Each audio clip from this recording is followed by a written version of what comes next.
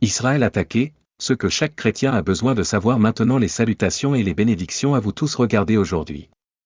Que la grâce de Dieu brille sur vous et vous protège en sécurité. Au fur et à mesure que nous nous réunissons, il est crucial de réfléchir à l'importance des événements actuels, en particulier ce qui se passe en Israël. Pour les chrétiens, ce n'est pas seulement une question géopolitique, c'est profondément lié à notre foi et à notre prophétie biblique. Lorsque nous étudions les Écritures, en particulier les prophéties d'Ézéchiel, de Zacharie et de la Révélation, nous voyons un lien profond entre Israël et le retour du Christ.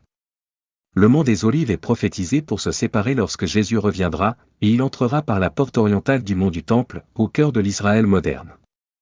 Même les événements qui se déroulent en Israël aujourd'hui sont souvent considérés comme des signes pointant vers l'accomplissement de ces anciennes prophéties. Pour les chrétiens, l'établissement d'Israël en tant qu'État moderne en 1948 a été un événement capital, portant avec elle une profonde signification prophétique. Lorsque vous comprenez la Bible et ses prophéties, en particulier celles d'Ézéchiel et de Zacharie, vous reconnaissez que ce qui se passe en Israël est énormément compte de notre foi. Les chrétiens sont profondément liés à Israël en raison de notre héritage spirituel partagé, le judaïsme est le fondement de la foi chrétienne.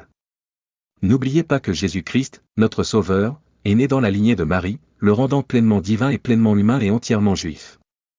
Cette connexion est en outre soulignée dans le Nouveau Testament, qui parle de l'évangile amené en premier aux Juifs. Par conséquent, notre relation avec Israël n'est pas seulement une question d'histoire, il s'agit de la signification spirituelle du peuple juif dans le plan de Dieu. En tant que chrétiens, nous devons comprendre l'importance de cela. Maintenant, je veux attirer votre attention sur une affaire plus profonde. De nombreux chrétiens sont conscients du rôle de l'Iran dans la situation actuelle, mais connaissez-vous son nom ancien? Dans la Bible, l'Iran est appelé Perse. Ce n'est pas un petit détail, il révèle que les habitants de la Perse sont des adversaires d'Israël depuis l'époque biblique. Si vous lisez le livre de Daniel, vous verrez la Perse mentionnée comme un royaume puissant qui a joué un rôle important dans le monde antique, s'opposant souvent au peuple de Dieu. Mais pourquoi est-ce important aujourd'hui?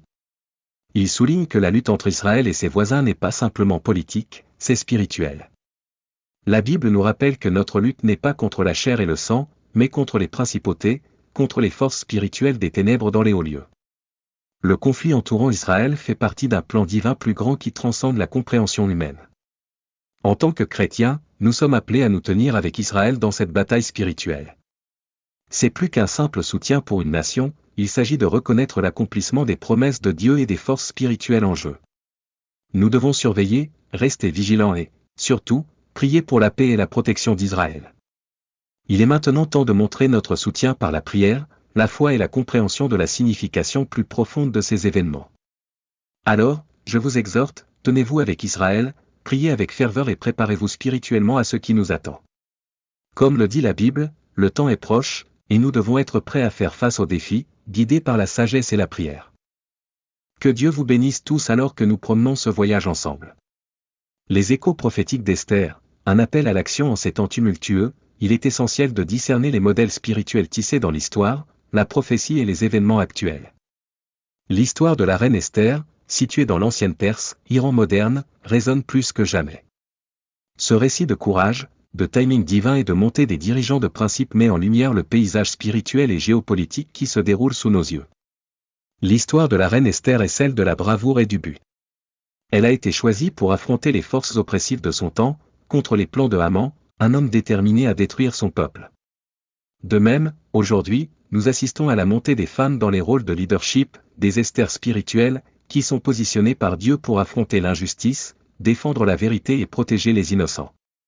Géographiquement et prophétiquement, le lien entre la Perse et l'Iran ne peut être ignoré. Dans la Bible, la Perse n'était pas seulement un royaume, c'était un endroit où Dieu a orchestré sa volonté à travers les fidèles.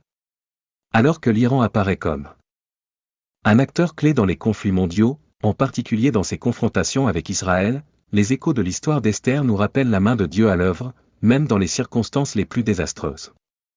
La montée d'un Mordecai moderne est également apparente. Mordecai, le cousin d'Esther, a refusé de s'incliner avec des pouvoirs oppressifs, symbolisant la foi et l'intégrité inébranlables. Les dirigeants aujourd'hui qui restent fermes dans leurs convictions, comme Mordecai, inspirent l'espoir et la résilience. Prenez le Premier ministre Benjamin Netanyahou, qui incarne un refus ferme de compromettre la sécurité et la souveraineté d'Israël. Comme il l'a déclaré, « Je ne descendrai pas sans me battre », nous voyons le courage de Mordecai vivant dans le monde d'aujourd'hui. Israël, une nation de la taille du New Jersey, continue de se présenter en tant que phare de foi et de résilience au milieu de défis implacables.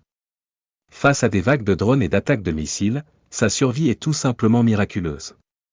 Mais l'histoire d'Israël ne concerne pas seulement la géopolitique, il s'agit de la lutte spirituelle qui reflète la bataille contre la méchanceté spirituelle dans les hauts lieux.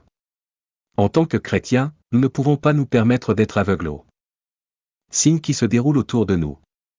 C'est un horaire divin, un appel à se réveiller, à prier et à agir. La montée symbolique d'Esther et de Mordecai ne se limite pas à l'histoire, c'est un plan prophétique pour aujourd'hui. Les actions de l'Iran, la persévérance d'Israël et les réactions du monde sont toutes des pièces d'un grand récit. La guerre spirituelle allumée dans le livre de Daniel, impliquant le prince de Perse, nous rappelle que derrière chaque bataille physique se trouve un conflit plus profond et invisible. Ce n'est pas le moment de rester en plein essor.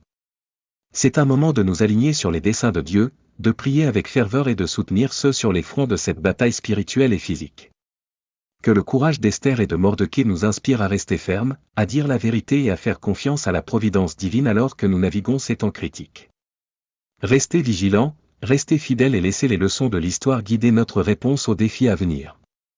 L'urgence de ce moment ne peut pas être surestimée. Nous sommes à un moment critique de l'histoire du monde, et il est essentiel que nous fassions attention à ce qui se passe autour de nous, en particulier avec les tensions croissantes au Moyen-Orient. Il y a des implications spirituelles et prophétiques profondes pour les événements qui se déroulent en ce moment, et il est impératif que nous restions informés et vigilants. Ce ne sont pas seulement des conflits politiques, ils font partie d'un récit divin plus grand qui se déroule sous nos yeux. Maintenant, certains d'entre vous se demandent peut-être, que se passe-t-il vraiment, ou comment jouons-nous un rôle dans cela? Eh bien, laissez-moi être clair.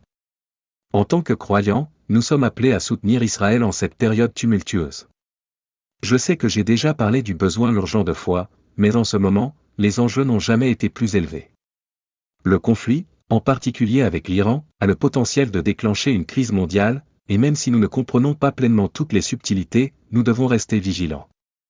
L'implication des États-Unis dans la défense d'Israël est importante, car elle montre un engagement à faire face à l'entreprise face à l'agression, et il est important de reconnaître les implications bibliques de cette action. Je comprends actuellement les tensions du monde, et la division que nous voyons dans des endroits comme New York, où les manifestations contre Israël sont endémiantes, malgré beaucoup de ces manifestants n'ayant aucune expérience directe avec les réalités de la région. Cette confusion et cette désinformation ne font qu'approfondir la fracture, ce qui nous rend plus critiques pour nous soutenir en vérité, dans notre foi et dans le soutien de ce qui est juste. Il ne s'agit pas de politique, il s'agit de comprendre l'appel spirituel à l'action en ces temps. Ce que nous assistons, c'est plus qu'un simple conflit militaire, cela fait partie d'un plan prophétique. Nous voyons des échos de prophéties bibliques prendre vie. Bien que je ne prétends pas que le retour du Christ soit imminent, les signes sont indubitables. Lorsque les nations, en particulier l'Iran, qui n'a jamais attaqué Israël dans notre mémoire vivante, commencent à faire des mouvements contre Israël, la stabilité du monde est ébranlée. Cela pourrait déclencher des conséquences mondiales, même le potentiel d'une troisième guerre mondiale. Mais nous avons le pouvoir d'agir, de nous engager dans la prière, de solidarité et de foi pour éviter une nouvelle escalade. Maintenant, j'ai besoin que tu agisses. Si vous croyez en Christ et que vous voulez faire partie de cette période cruciale de l'histoire, je vous exhorte à rester connecté. Cliquez sur abonner, car rester informé et united est notre devoir en tant que croyants.